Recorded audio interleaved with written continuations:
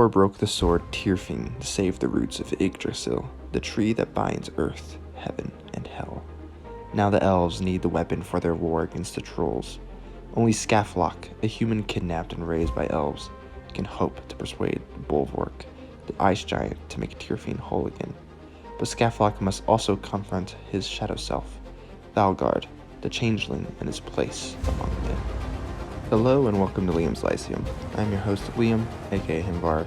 Today I'll be doing a spoiler-free review of Poul Anderson's The Broken Sword.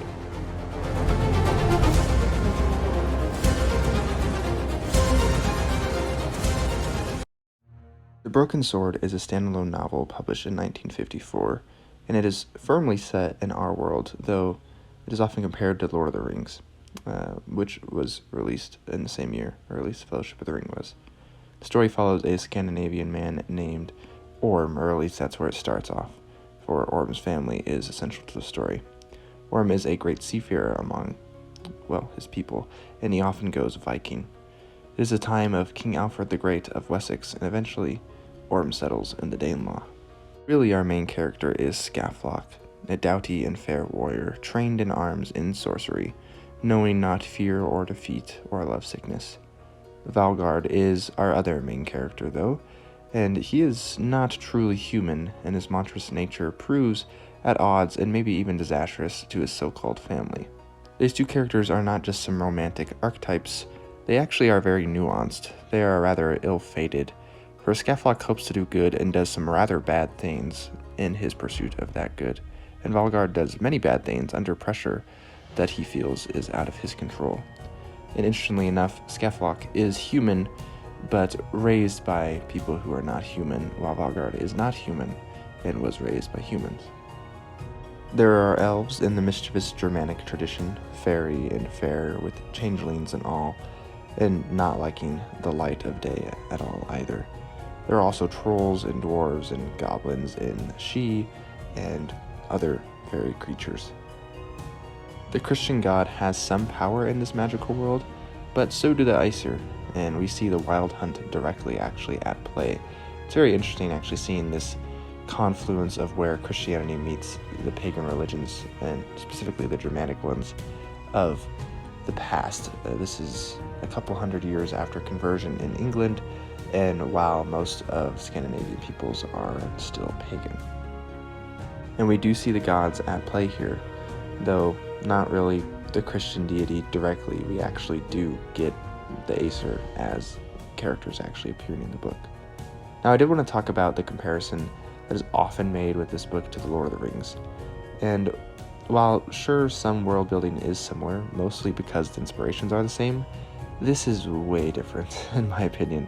This is more akin to Sword and Sorcery, or adult, if you will, dark in just about every place where there is an underlying goodness and hope to Tolkien. Honestly, I think the comparison isn't a great one, and it's not going to help with the enjoyment of the book for some people. At least it didn't for me. Maybe those who have read less fantasy pre-Tolkien will find more of a connection than I did. Though the comparison to the First Age of Middle-earth does work better than rather, say, The Lord of the Rings or The Hobbit, because it is rather tragic and full of contention. Overall, the story is dark and, again, tragic. In fact, I would label it as Sword and Sorcery tragedy in the vein of a fairy tale. And while dark, there is a sense of sad poetry to parts, and the imagery from Celtic and Germanic myth is very well realized, though there is definitely this awful sense of dread that hangs over the story, and so it's not really what I would call a happy read by any means, as there's a good use of irony here. You see where this tragedy, this big explosion of just bad stuff gonna happen, while the characters don't, and in some ways they're willfully being ignorant. So honestly, I did enjoy this book, though again, I don't think the comparison to Tolkien is a great one without more context. So, though I do find that this book was probably a little underrated regardless. Now, this was my second book by Poul Anderson, the first being Tau Zero, which is a sci-fi novel. And I do plan on reading more Poul Anderson, especially the Three Hearts and Three Lions, which is an Appendix N book. Anyways, let me know if you've read this, let me know if you enjoyed it, and let me know what your thoughts are, because I feel like I kind of had this negatively a little bit going into it, expecting some Lord of the Rings feel, which I probably should not have expected, but expectations are important, and so hopefully I can give you some better ones here than I had, at least. But maybe that just works for me anyways.